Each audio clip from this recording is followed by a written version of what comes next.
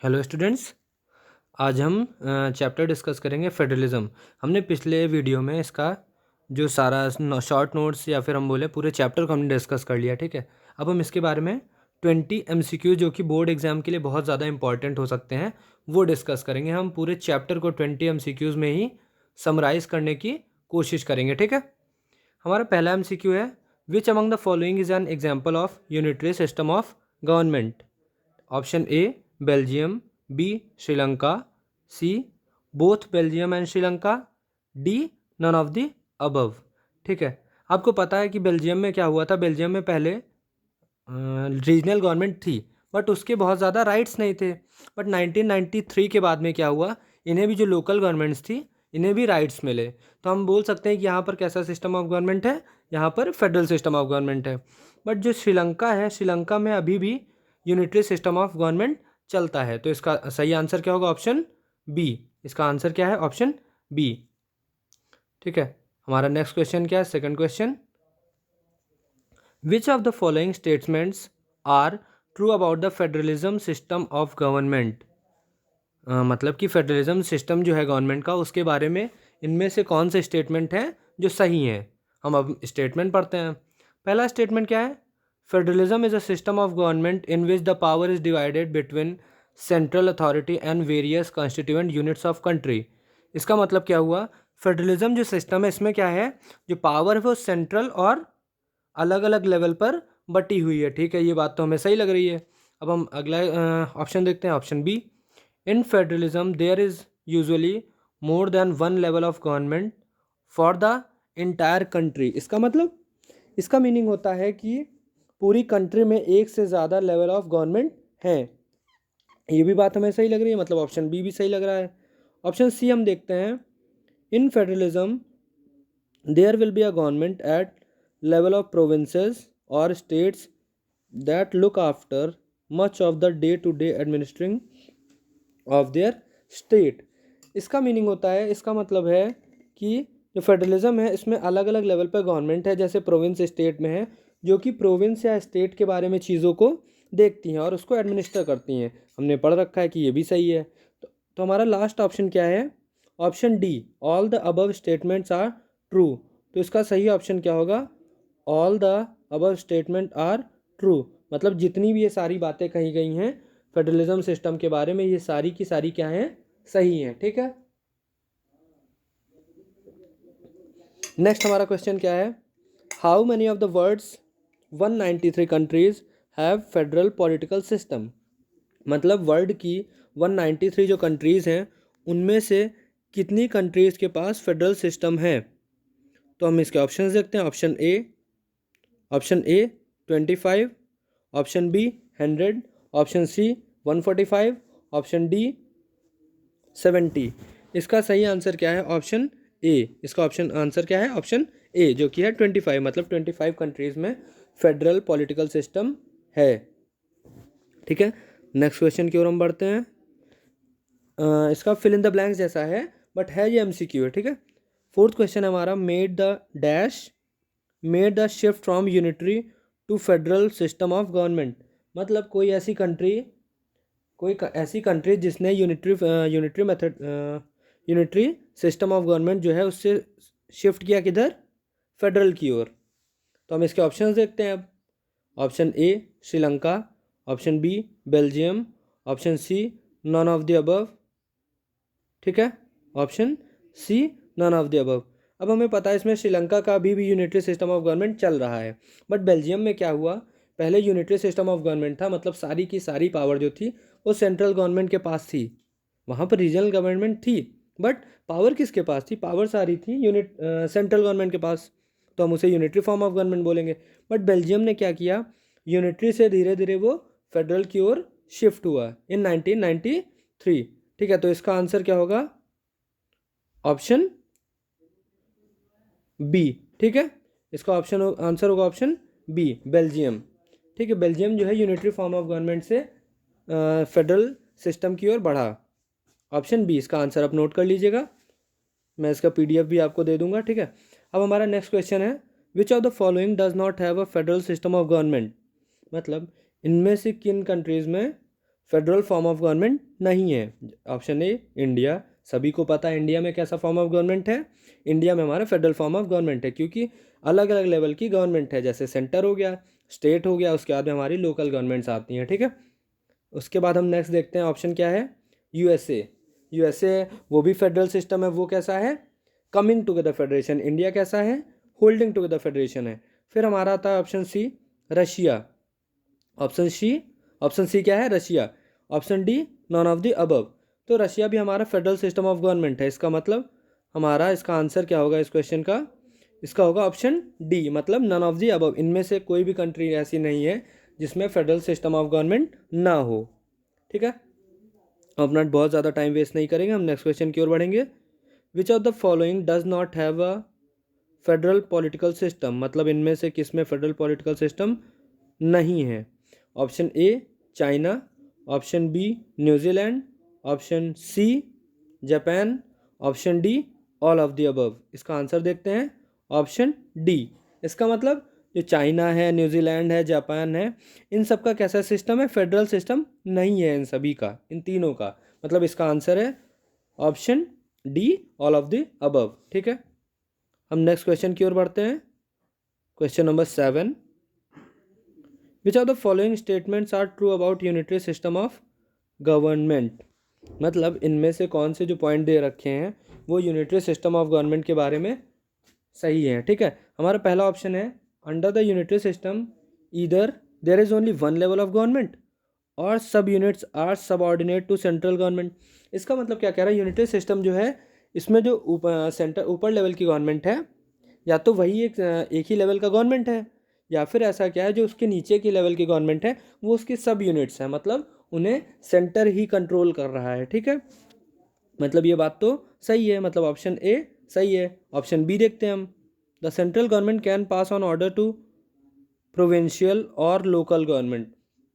इसमें क्या कहा जा रहा है कि जो सेंट्रल गवर्नमेंट हमारी ज़्यादा स्ट्रांग है, तो वो ऑर्डर्स देती है किसे, प्रोविंशियल मतलब स्टेट या फिर लोकल गवर्नमेंट को।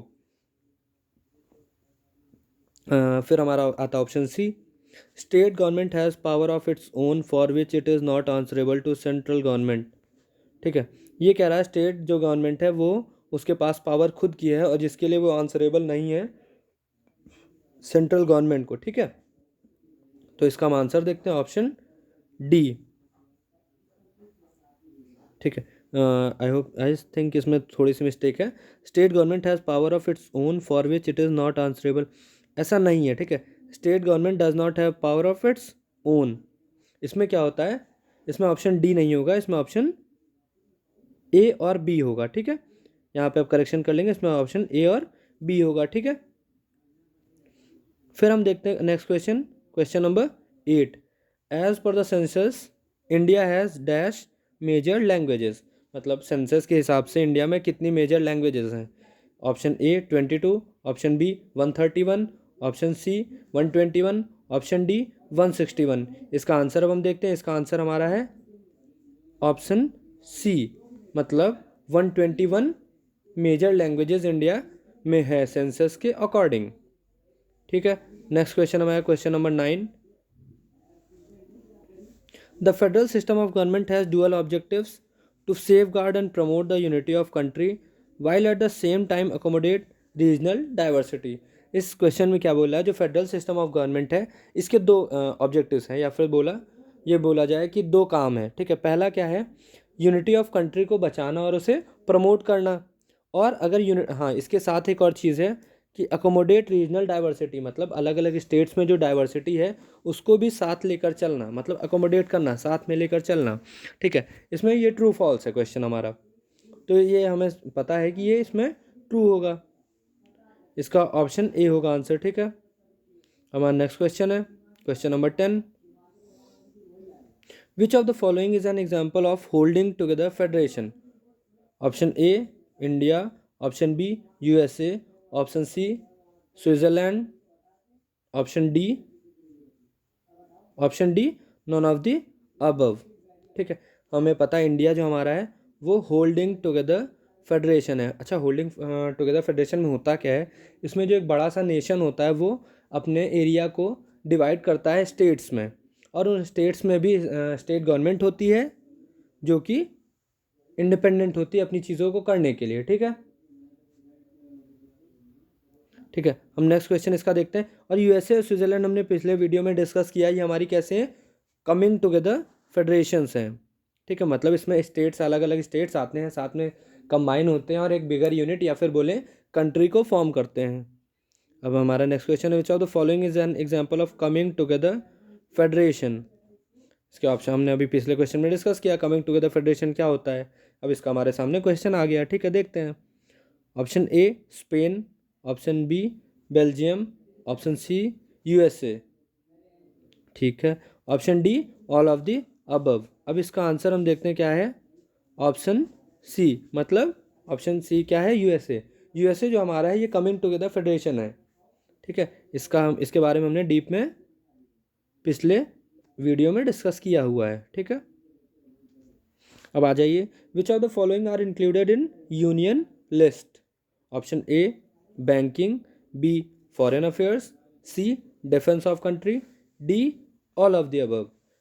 तो हम इसका आंसर बताने से पहले डिस्कस करेंगे यूनियन लिस्ट होती क्या है। यूनियन लिस्ट ऐसी लिस्ट होती है जिसमें वो सब्जेक्ट्स होते हैं या वो टॉपिक्स होते हैं जो कि नेशनल इंपॉर्टेंस के होते हैं, जैसे banking, foreign affairs, defence of the country. ये सारे हमारे जो इश्यूज़ होते हैं ये नेशनल लेवल के इश्यूज़ होते हैं। तो ये किस लिस्ट में आएंगे, यूनियन लिस्ट में। तो इसका आंसर क्या होगा, option D all of the above. ठीक है, आप ये नोट डाउन कर सकते हैं, देखिए लिख रखा है मैंने। आ जाइए नेक्स्ट क्वेश्चन पे, question number 13, which of the following subjects are included in state list. मतलब स्टेट लिस्ट के कौन कौन से सब्जेक्ट हैं। स्टेट लिस्ट के वो सब्जेक्ट होते हैं जो कि कंसर्न होते हैं थोड़ा सा लोकल लेवल पे, जिसे कोई स्टेट गवर्नमेंट कंट्रोल करती है। इसके ऑप्शंस क्या हैं, A agriculture, B irrigation, C police, D all of the above. जैसा कि हमने पिछले वीडियो में पढ़ रखा है, इसमें इसका आंसर होगा ऑल ऑफ द अबव। मतलब एग्रीकल्चर, इरिगेशन, पुलिस, ये सारे किस में आते हैं, स्टेट लिस्ट में आते हैं। ठीक है,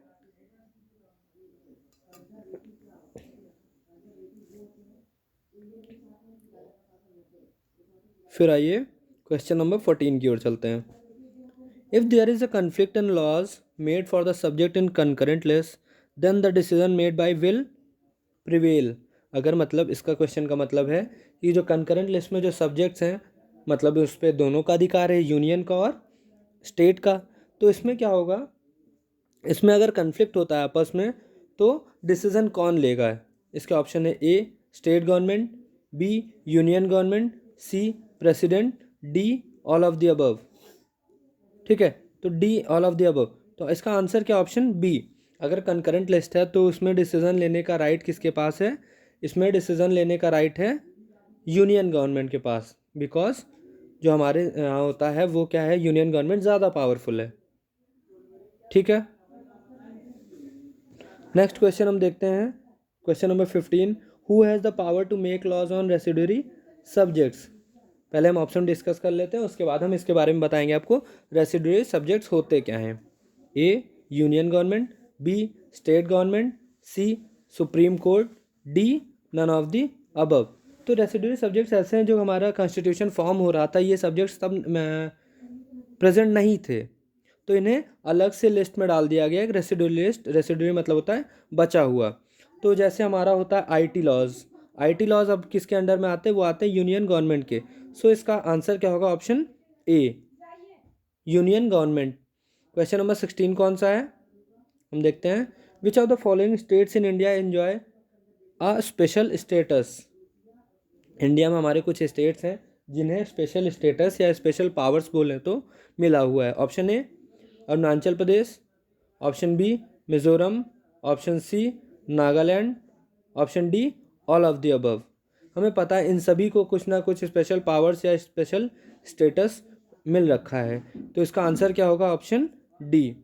ठीक है, नेक्स्ट क्वेश्चन हमारा question number 17, due to their peculiar social and historical circumstances the constitution of India gives special status to some of the Indian states, these provisions are given in. तो हमारी कुछ अलग अलग स्टेट्स हैं जिनकी social या historical circumstances ऐसी रहीं कि उन्हें स्पेशल स्टेटस दिया गया, तो इन्हें किसी आर्टिकल में इंक्लूड किया गया होगा। अब हम देखते हैं इसको किस आर्टिकल में डिस्कस किया गया है। A article number 371, B article number 271, article C 172, option D article 152। इसका सही आंसर ऑप्शन ए आर्टिकल 371। तो हमारा जो आर्टिकल 371 में है इसमें special status to Indian states के बारे में डिस्कशन किया गया है या मेंशन किया गया है। नेक्स्ट क्वेश्चन हमारा है क्वेश्चन नंबर 18। क्वेश्चन नंबर 18 क्या कहता है? Some states were created not on the basis of language but to recognise based on culture, ethnicity और geography. Examples of such state are. तो इन्होंने बोला कि लैंग्वेज के बेसिस पर ही नहीं, कुछ और चीज़ों के बेसिस पे भी स्टेट्स को डिवाइड किया गया। तो ये स्टेट्स कौन से? ऑप्शन देखते हैं हम। Option A Jharkhand, option B Uttarakhand, option C Nagaland, option D all of the above. तो इन सभी को जो हमारा किया गया है ये कल्चर, एथनिसिटी और ज्योग्राफी के बेसिस पे किया गया है। हमने पिछले लेक्चर में डिस्कस किया, आप जाकर देख सकते हैं।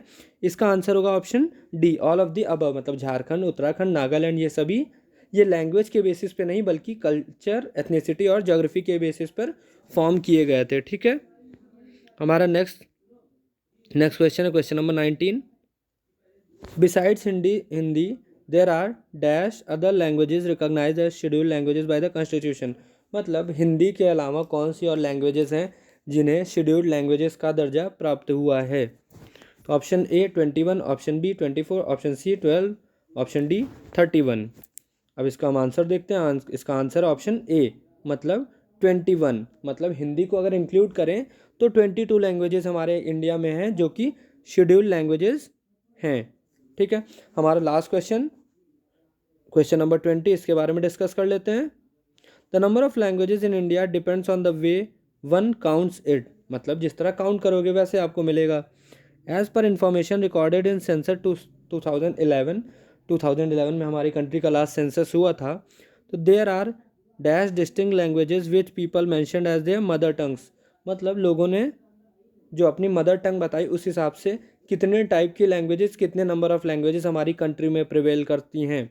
Option A 1200, option B 150, option C 1300, option D 1100। इसका सही आंसर देखते हैं। चलिए, इसका सही आंसर है ऑप्शन सी मतलब 1300। इन इंडिया टोटल 1300 लैंग्वेजेस को लोग अपनी मदर टंग बोलते हैं। ठीक है, ये सेंसस 2011 के अकॉर्डिंग था। आई होप आपको ये वीडियो अच्छा लगा होगा और ये आपके लिए काफ़ी इन्फॉर्मेटिव रहा होगा। ठीक है, थैंक यू।